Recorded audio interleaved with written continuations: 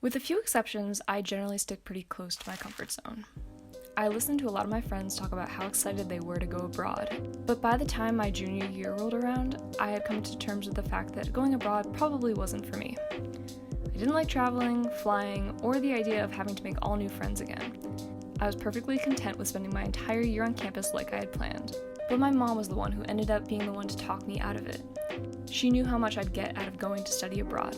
I didn't want to take her advice at first, but eventually she did wear me down, and I applied to IES Amsterdam program for the spring semester.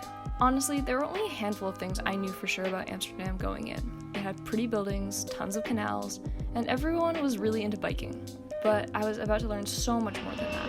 The first 2 days were a total blur, mostly because I was jet-lagged out of my mind. I was half asleep through move-in, the neighborhood tour, and the orientation session that I'm sure included very important information that I was just not able to absorb. But the lessons that didn't stick from orientation were given to me through experience during my first week living in Amsterdam. I learned to watch out for bikers, prepare for any weather changes during the day, and had to pick up a few Dutch words and phrases that would help me get around. Not knowing Dutch made it pretty tough to grocery shop for the first few days. IES gave all sorts of options for our living situation. Most students were placed here in the student hotel or here in Duquie, both pretty close to the center of Amsterdam. Me, my roommate, and a couple of others were placed in the Fis Spartaan, which is way over here. At first, I was really worried about getting lost or being late to class or not seeing anyone else in my program because we were so far away, but luckily these things didn't happen. I was placed with an awesome roommate, and we explored so much of Amsterdam together, and we were able to make even more friends with other students. Plus, we picked up on how to use the transit system pretty quickly, so we never had to worry about being cut off from the rest of the people in the program.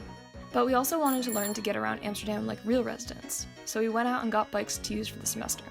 We were warned ahead of time that the Dutch take biking pretty seriously, so our first time biking home was pretty intense. Also, it was pouring rain the whole time. But biking around the city was such an amazing experience, and with all the time we spent going to and from school, we became pros in no time. Back in the United States, I went to a small liberal arts school, so I was used to small class sizes and an enclosed campus. While I was abroad, I took most of my classes at the University of Amsterdam, that literally had tens of thousands of students. I wasn't just studying with other American and Dutch students. I had classmates from all over the world, and I had never been around such a diverse group of people before. It was amazing to learn what the world looked like from their perspectives. But I didn't just spend my time going to school. My friends and I visited museums, restaurants, and spots all around the Netherlands together. I blew all my money on some of the best treats I've had in my life. I went shopping all over the city, we took a bunch of great pictures, we found cool little stores hidden in really strange places. We even spent time in 2 amazing Dutch cities outside of Amsterdam, Utrecht and Delft. A few of my friends went traveling to other neighboring countries and came back with awesome stories and souvenirs, and it made me excited to think about how much fun I was going to have when I finally got the chance to travel later in the semester. It took a little while, but eventually I fell into my own little routine of school, exploring, traveling, and relaxing at the place I had started to call home. From time to time, I'd run into something unfamiliar, but it gave me the chance to learn something new about the place I lived in, and I started to feel so much more independent because of it. That is, until... It wasn't exactly a big surprise. Everyone had been seeing the news updates from all over the world, and we had been wondering what was going to happen with our program. My friends from other programs in other countries were being sent home every week, but no one seemed to be concerned in the Netherlands, so I tried my best to put it out of my mind. But the number of cases kept spiraling out of control. On March 11th, I went to sleep expecting my friend from Ireland to be flying in the next day. On March 12th, I woke up to messages from my parents telling me that I needed to be on a plane back to the United States by tomorrow. On March 13th, after a month and a half in the Netherlands, I said goodbye to my roommate, my friends, and the life I had started to build abroad. Getting myself through the airport, on the plane, and through the night was all a big whirlwind until I finally found myself back in bed at home, like the whole thing had been a crazy dream.